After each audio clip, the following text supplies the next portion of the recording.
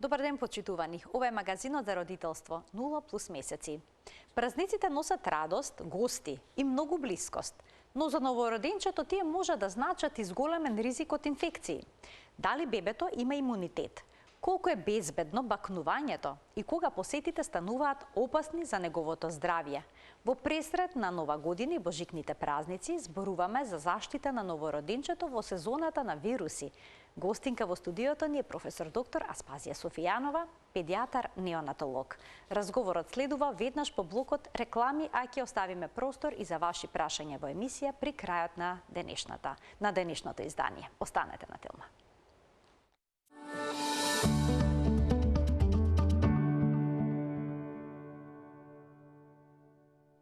За здравјето на новороденчето во пресред на новогодишните и божикните празници во сезоната на вируси, разговараме со професор доктор Аспазија Софијанова, педијатар, неонатолог, детски невролог од Универзитетската клиника за детски болести во Скопје. Професорке, добро ни дојдовте во магазинот за родителство. Добар ден.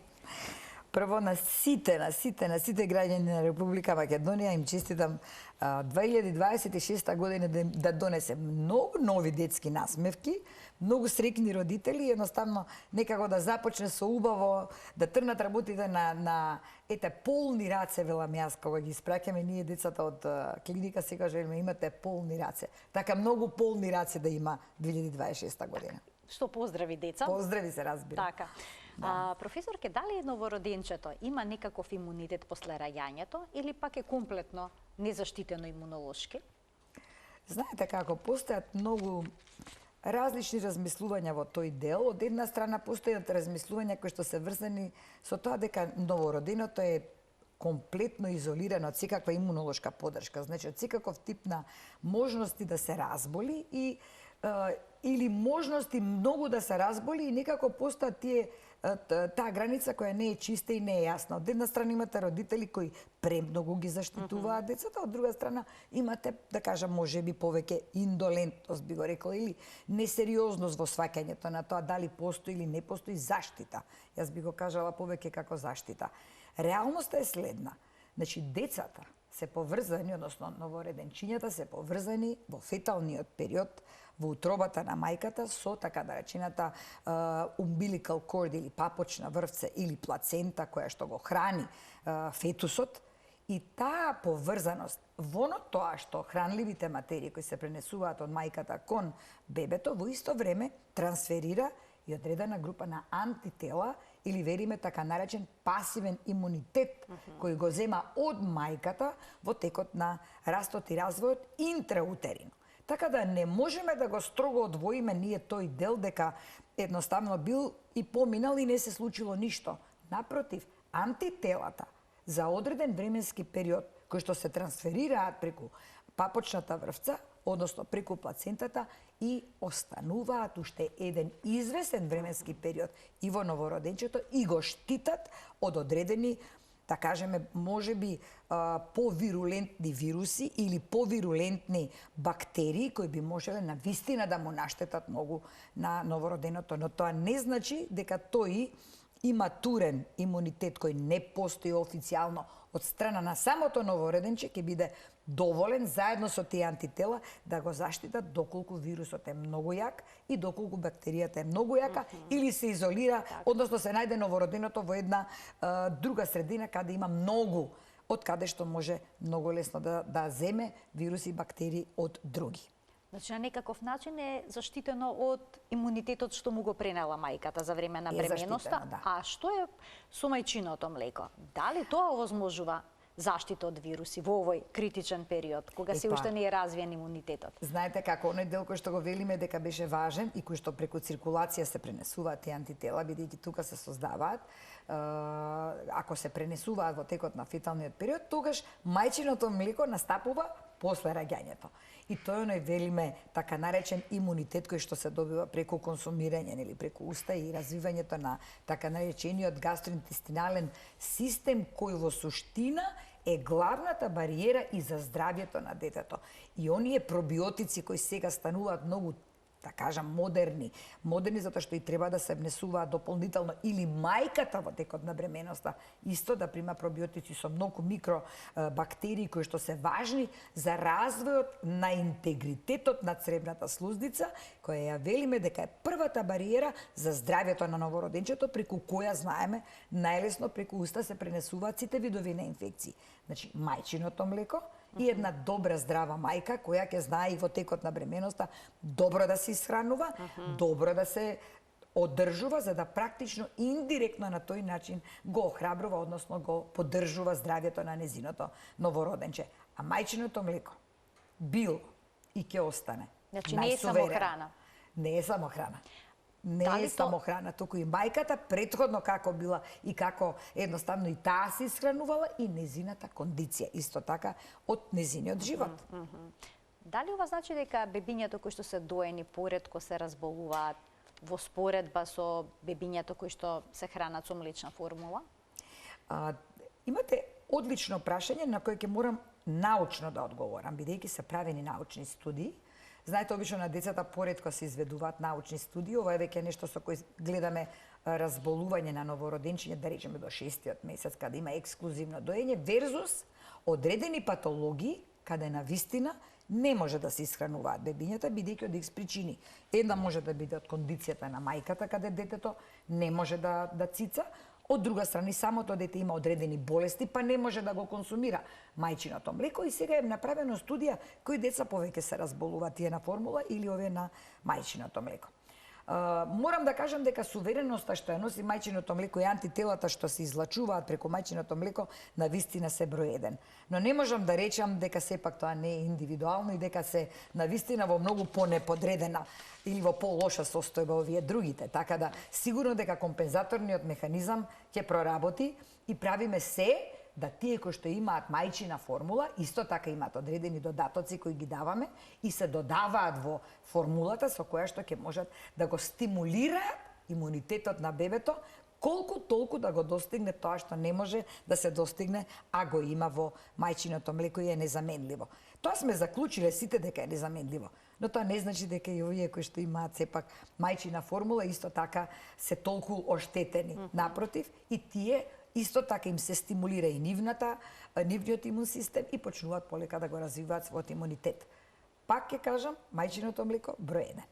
А има ли вистина дека првите 28 дена од животот на бебето се најризични за инфекции? Има вистина во тоа. Тогаш се смета дека се уште оној така наречен иматурен или малтене непостоечки се уште развиен имунолошки систем кој е одговорен да се справува со бактериите и вирусите, тогаш е во фаза на комплетна, така да речено, немост. Ете, тоа е тоа, кој што трае некаде околу месец дена, повеќе или помалку велат 40 дена или 28 дена. Ке нас им убедување за 40 дена. За 40 дена, да, ма тоа е таа немост. Така едноставно постои се уште збунетост. Збунетоста доаѓа од адаптацијата, доаѓа од тоа што бебето само што настапува на сцена во еден комплетно друг свет, од една прекрасна мајчина утроба во која што е заштитена од се, сега настапува во едно комплетно друга средина во која што не е заштитена од ништо и сите тие нормална средината, воздухот и се во кое што се наоѓа или таа нова средина му влијае веќе на тој така наречен стимулативен ефект во кој што збунетоста и на имуниот систем останува еден одреден временски период, за среќа не е долг, трае колку што рековте од 28 до 40 дена и веќе почнува да сваќа и имуниот систем дека се наоѓа во средина каде ќе мора да проработи. И тогаш практично проработува сопствениот имунитет на бебето во однос на развивањето на антителата или постоењето на тие тригери со кои се покачуваат сите тие заштитни механизми кои природно ги имаме, како што се во слузницата на горно-респираторниот тракт, за да не успеваат сите вируси веднаш да го нападнат организмот, туку да се заштитат нели околу цилиите, околу горно-респираторните патишта каде се развиваат одредени антитела со цел да се едноставно справат со антигените кои што се наоѓаат во околината и кои го напаѓаат организмот на малото бебе. Колку се ризични празничните посети кај новороденче, особено во зимски период во сезона на вируси?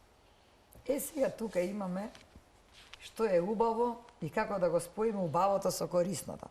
Значи, добивањето на бебе е најубавото нешто што може да се случи. Тука, без дилема сме го сетиле, го гледаме секојдневно и секој сака да се израдува на тоа новороденче, да се израдува на новото нешто што им доаѓа во куќа и посебно да кажам, ете, бабите, дедовците, па и чичковците и како сите да кажам вака роднини, би сакале да го видат, да го почестат, поздрават, да му се израдуваат.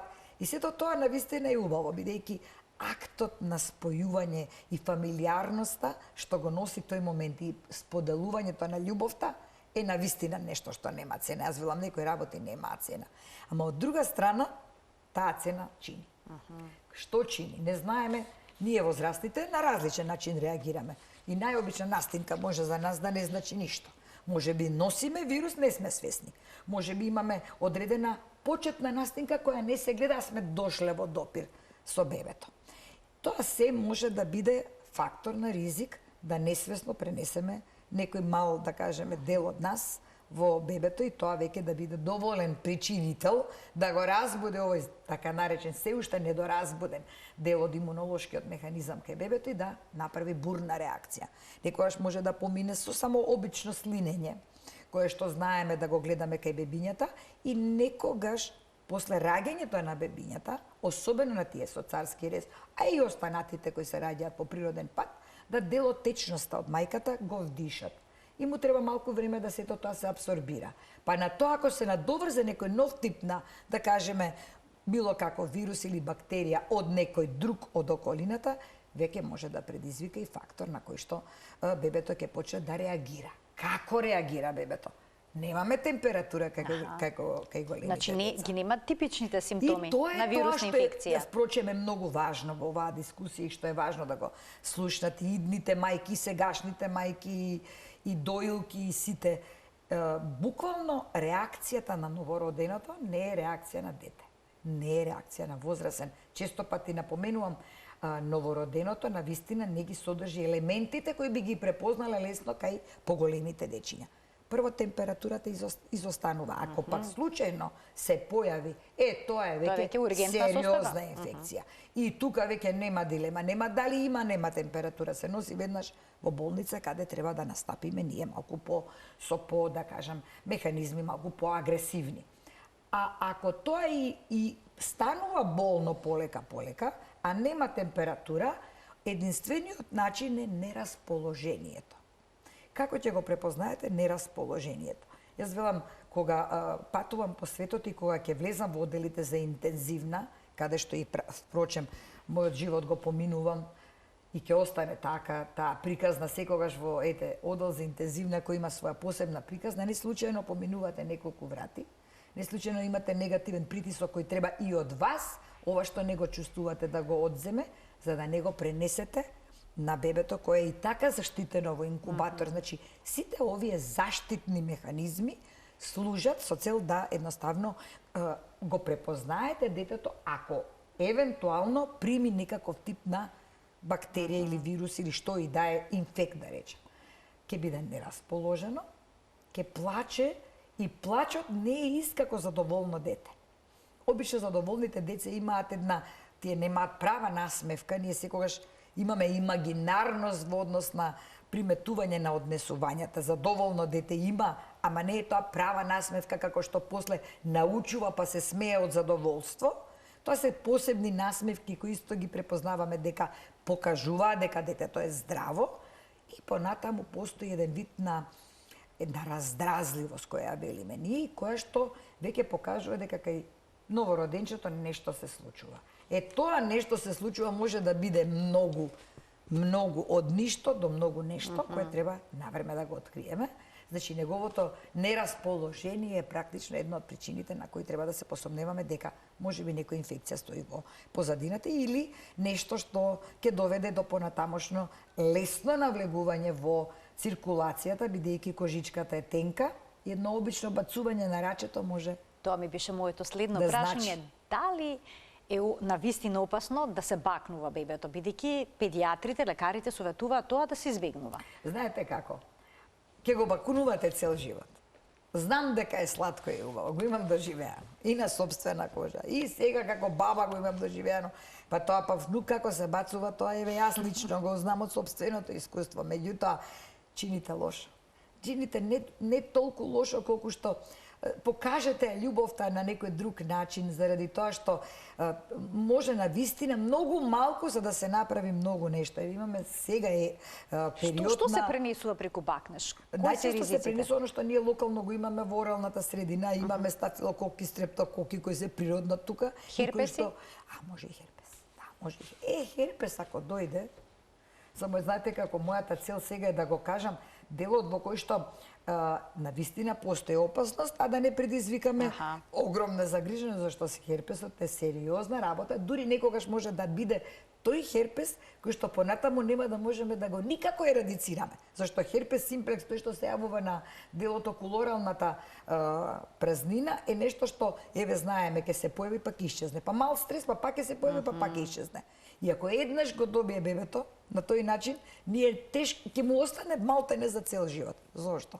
Да го одложиме тој момент на радост во некој времење каде на вистина ќе можеме малку по-лесно да се околу зближувањата настапуваме и како блиски, да кажам, на тоа бебе и да го сакаме на сите начини. Значи, бакнеш ни ту врача? Па, подобро не. Подобро не. Подобро не. Сега, колку луѓе се премногу кога станува збор за едно новороденче? Што препорачувате? Кој треба да биде во негова близина? Родителите. Онаа микрофлора што имаат родителите, велиме ние она што го носат во себе и типот на бактериите што го носат, затоа сите имаат типизација која е одредена, генетски детерминирана и се вика родител мајка, родител татко, и тие двајцата ги имаат истите тие практично карактеристики и кај бебето, така да нивното присуство не може да доведе до било какви, освен ако нема некоја навистина заразно заболување или некој друго заболување, мајката па не може да ја има таа близина. Меѓутоа, нели она контактот што го имаат кожа на кожа, али го има мајката со бебето. А ние работиме со ракавици, работиме со заштита. Бидејќи сепак тоа е нешто што може од наша страна да не биде препознаено од микрофлората на самото бебе кое го има наследено од своите родители. Значи мама и тато. Сега бато или сестра ако има, и тоа би можело, тоа па исто така многу се радува, во исто време му е исто и на него непознаница. Одати во градинка многу често. Од трета страна тоа, па одењето во градинка е најголемата работа на која ние се соочуваме, бидејќи прашањата која ги поставуваме како се разболело нивното бебе, една од причините е нивното братче или сестриче кој оди во градинка го носи тоа дома, и ако не се имунизирани, дополнително може да биде фактор на ризик, и се тоа работи кои што може да направат од играчка, плачка, рекле старите. И затоа подобро понекогаш да има сепак еден вид на дистанца, која знам дека е посакувана, а велат се што е добро е многу посакливо и многу е побарувано, ама барем создржувањето во тој период би било покорисно. Сепак факт е дека доаѓаат гости во домот. Понекогаш. Сега, што треба да направат пред да влезат кај новороденчето? Дали задолжително треба да ги измијат рацете? Пожелно ли е маска на лицето да стават? Во оваа ера, особено вака сега кога повторно го имаме ерата на инфлуенца, односно на грип, најдобро ќе биде да имаат маска. Тие кои што доаѓаат од надвор. Бидејќи некош доаѓаат и заради логистика да помогнат, нели? Родителите се многу уморени. Како не, затоа викам тоа што добиваме, што губиме, веќе човек некогаш нема правила. Јас на пример кажувам како треба да биде, а јас како ги применувам лично.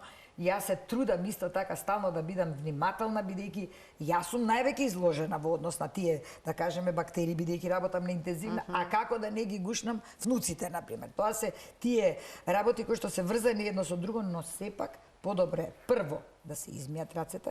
Добре. Обувките сигурно да ги извадиме и да се стави сепак една заштитна маска, бидејќи преносот е најчест преку говорот. Еви сега додека зборуваме, излегуваат милиони микроорганизми и се разбира носот, односно носната шупина. Тоа е овој дел. Оро, викаме фарингеален дел, кој што е најклучен. Убаво би било да има заради логистиката сепак една маска и се разбира чисти раце. Чистите раце кои што треба да преминат во навика. Тие навики понатаму ќе бидат навики и за исхраната на кај детето, треба да бидат навики и во однос на однесувањата и се градат од нултиот ден, односно од минус 9 месеци. Навики кои треба да предизвикаат практички едно почитување на сепак хигиената за здравје. Кај нас има адети, наречени повојници, Да. кога доаѓаат гости дома, има семејни собири. Дали може би е најдобро сепак родителите да не го внесат новороденчето во просторијата каде што седат гостите, туку само да го дзирнат? Некои практични вака совети. Подсетивте, морам да кажам, братот мој кога се роди на гинекологија, аз се сеќавам, бев поголем, имаме голема разлика меѓу мене и него, и се сеќавам и го покажа од прозор горе. Од тоа време не смееше ни да се влезе на гинекологија. Од прозор горе го, и таа слика никош нема да исчезне. Сега имаме малку поразличен тип на размислување дури на Јас ја видов сестра ми на истиот начин. Преку прозорец. И тоа се, тете се запаметуваат тие работи. Сега, например, јас па сум еден од луѓето кои што го сака начинот на доближување на мајката, дури ги мијат многу убаво рацете, ги тргаат сите накити и сето тоа. И убаво би било и накитот кој е место каде што се собираат тие микроорганизми кои се невидливи, ајде да се видливи ќе ги тргнеме, невидливи се, да можат да едноставно нели го допрат детето, да му ја дадат, пружат љубовта. А детите се нешто што не смееме да се откажеме сепак. Нели? Убаво е да се имаат адети, тоа е карактеристика културолошка на нашата средина. Бидејќи патувам често и гледам колку тоа, например, ништо не значи да речеме во една Велика Британија, што е тоа адет таму. Ама и тоа па не е така убаво, се оддалечуваат фамилиите на тој начин, ќе се соберат еднаш за Крисмас и тоа е така. И нас адет за повојници, адет за едно, адет за друго, ама пак држиме до некоја, да кажам, убава блискост која сепак треба да се негува. На крајот на денот тоа е она што не карактеризира нас на Балканот, една емоционална и духовна фамилиарна поврзаност. Да се почитуваат адетите, ама да се почитуваат и она кое што ние сепак го препорачуваме, а тоа се тие препораки за чисти раце, да нема накит многу и да бидат, се разбира, обувките тргнати и да се има така, едно, да кажеме, формална дистанца да се има. Значи да се види бебето, да се биде околу него, да се испочитува сето тоа, ама да се има сепак еден метар раздалеченост. Дали средбата на гостите со новороденчето сепак може би било најдобро да се случи под 40 дена од неговото раѓање? Апсолутно, да. Апсолутно. Јас сепак сум да тие први 40 дена прво да се запознаат мајката и бебето. Бидејќи за мајката представува, затоа постои така наречено постпартален момент на нели промена на хормонскиот статус на сето тоа во кој таа треба да се адаптира. Тој момент на кој што треба да се доведе се на свое место, исто како што и кај новороденчето треба да проработи неговиот имунолошки систем и тогаш неговото проработување, адаптирање го велиме ние.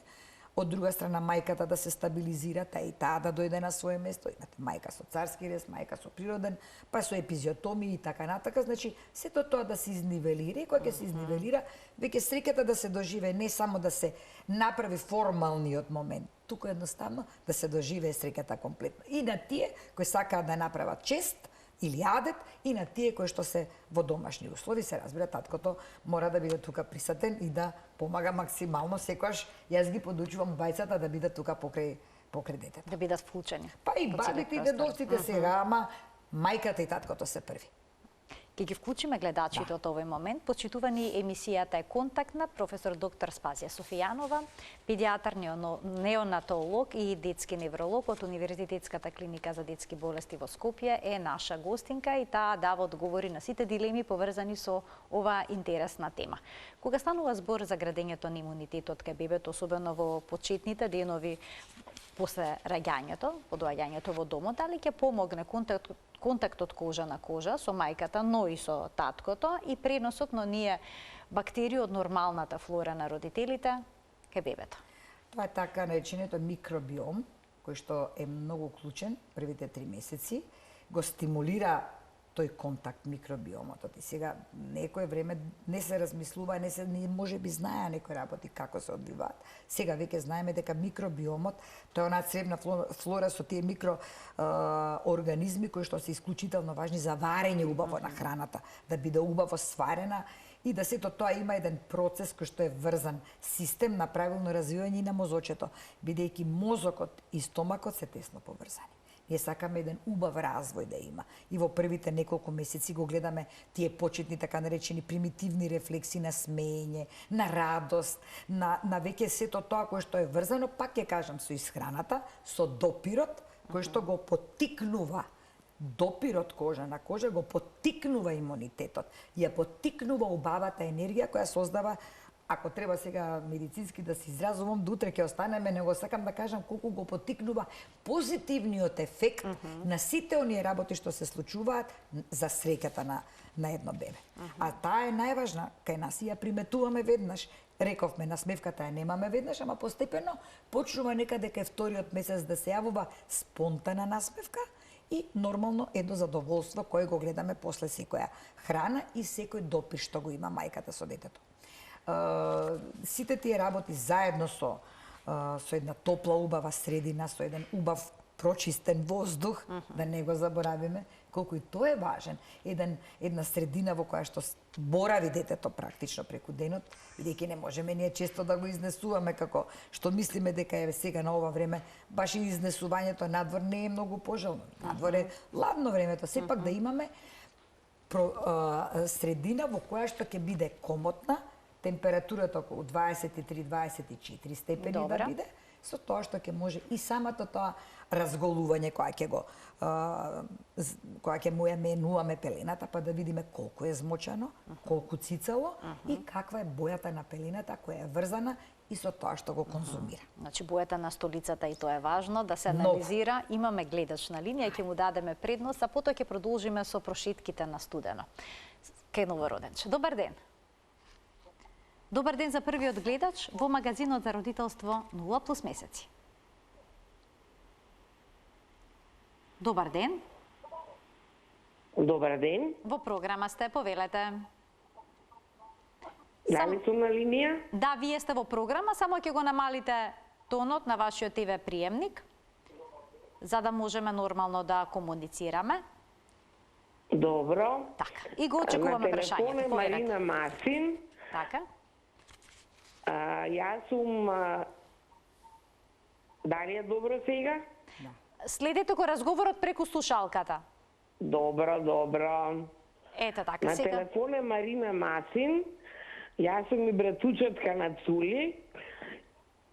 Така? Да. Да, поздрав, Марина, поздрав. Да. И можам да кажам, прво, најголеми пофалби, секогаш ја следам вашата емисија и секогаш ја сакам ја слушам мојата сакана Стейси. Ние сме од мали растени заедно и ми беше идол. Од неја учев како да учам. Кога беше во Њујорк се допишувавме и ја викав Стейси. Кога беше во гимназија, сакаше да измисли машина перпетум мобиле, беше првенец на генерација, секогаш прва во се, секогаш омилена во друштво, а каква и поинаку може да биде кога е ќерка на професор Никола Софијанов, мој тетин сакан, кој што кога се роди мојата ќерка, 5 дена доаѓаше да ја гледа дома, заедно со мојот татко, многу беа големи пријатели, на кои татко ми е покоен бивши хирург-уролог. Цули е, не се можеле да најдете подобар човек, стружњак во вашата емисија. Так, идеален соговорник. Бидејќи мене ми се јавуваат за врски за кај професор Софијанова, секогаш. А јас им велам, не ви требаат врски за кај Софијанова, она секако ќе ве прими, бидејќи она има сонце во душата и така да... Тоа е точно. Тоа е точно. Многу се Ви радувам благодарам. за неа и посакувам само убавини и на сите им честитам Божик и на вас честитки за вашата емисија. Ви благодарам многу што се јавивте и што го споделивте сето ова. Марина, прво да ти заблагодарам, не сме се слушнале и еве толку ми е драго ти го припознав, гласот не се сменил. Знаете, еве, крв вода не бидува. Ние сме, што велите, нели, да дојдете дома, роднини, едно, друго, трето, на вистината е убаво и кога ќе се слушнам вака, си велам, нејзиниот татко па беше еден од најпознатите, Александар Масин, Ацо Масин, господин човек. И многу добро го паметам како еден од уролозите од кои што навистина имаат во градска болница што да учат сите. Така да пак крв вода не бидува и ние се дружевме како мали и си бевме интереси. Јас не сакав медицина, Марина ме подсети, да. Јас практично не сакав медицина. Перпетумовиле да смислите така. Што све не сакав и некако родителите тука ми сканализира, да бидам искрена, па отидов во медицина, че јас сакав астрофизика, многу ме интересира, ете перпетумовиле ме интересираше небото, звездите и таа корелација некако испадна многу чудна. А и во медицината сега поврзаноста на некои нешта. Тоа сакав да кажам. Медицината е поврзана Ти многу благодарам, тесно Марина, со за тие зборовите. науки. Поздрав дома, да. Ајде да ги слушаме гледачите во продолжение на емисијата. Имаме уште двајца кои што очекуваат да постават прашање. Добар ден. Ало, добар ден. Во програма сте, повелете. Добар ден, се јавувам од Ресен. Немам некое посебно прашање. Сакам само да поздравам докторката Софијанова. Многу ја почитувам, многу ја следам секогаш кога е во вашата програма и во други програми. Вистински стручњак и вистински професионалец. Горди сме што сме македонци и што имаме ваква прекрасна докторка. Немав никакво само прашање, само сакам да се јавам и да ја поздравам. Ви докторката. благодарам и вам за вклучувањето и за Може пофалбите нешто да што ги одговорам? упативте. Повелете. Ви благодарам за тоа што го кажавте, горди македонци, затоа што има на ова да се надоврзам. Значи, јас имам прилики многу да останам надвор. Да останам во други држави, да живеам во други држави. Пола од фамилијата и повеќе, вклучувајќи мојата ќерка, живеат надвор и се одлично естаблирани. Меѓутоа, има нешто што во тој патриотизам кај мене ме направи да сепак не се одлучам за тој чекор. Иначе, буквално, само малку фали да си одам.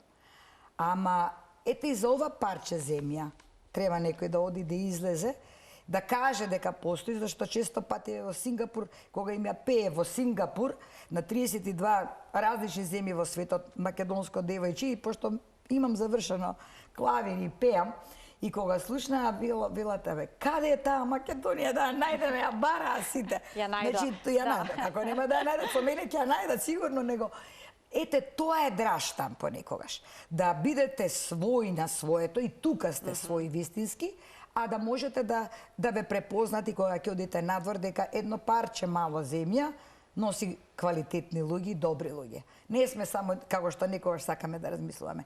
Тука треба патриотизмот да се докаже, овде, во Македонија.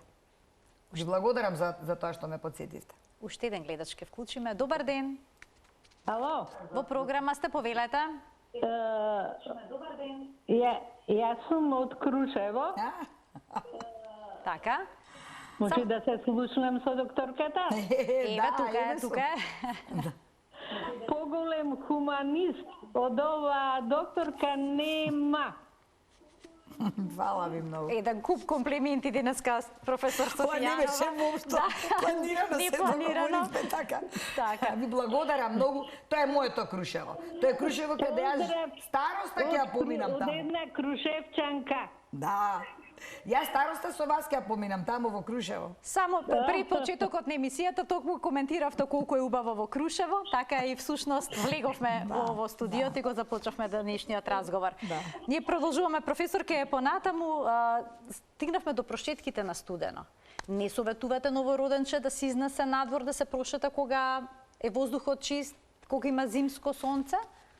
А температурите се ниски? Сепак тоа да биде многу кратко и да биде сепак, да речам, и самото новороденче да биде добро облечено, да биде со шал, убаво завиткано, бидејќи воздухот студен не е баш препознатлив добро за белите дробови. Некогаш тој студенилото, знаеме, нели, ладното, предизвикува вазоконстрикција, велиме стеснување и на самите крвни садови, и на самите бронхијални стебла, и тоа може да направи евентуално одредени, да кажам, не оштетување, туку да направат промена и да го изиритираат белодробите, да имаме понатаму потешко дишење кое ќе го внесете во обратната средина, односно во потопло.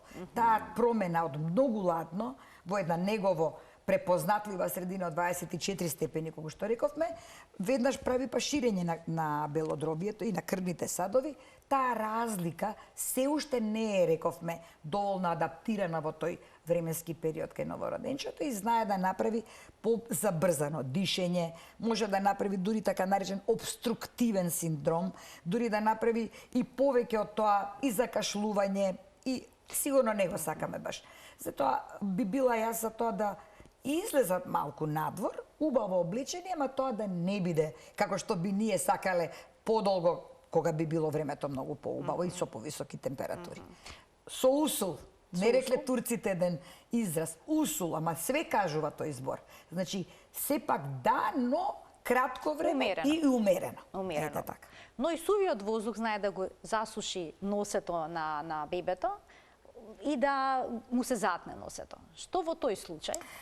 Како да се направи, да се овлажни воздухот во домот? Знаете како, тоа е таа разлика на континентална клима која не е обкружена со многу вода и затоа е убаво кога луѓето одат, нели, и ги шетаат децата покрај море, покрај езеро, бидејќи колку толку сепак водата испарува на свој начин и се дише дел од тој влажен воздух и ги овлажнува на тој начин горно-респираторните патишта, со што не предизвикува практично ете тоа што рековме, што би предизвикало и студеното, истото би го предизвикало и така момент каде што немате влажност на воздухот, а му треба.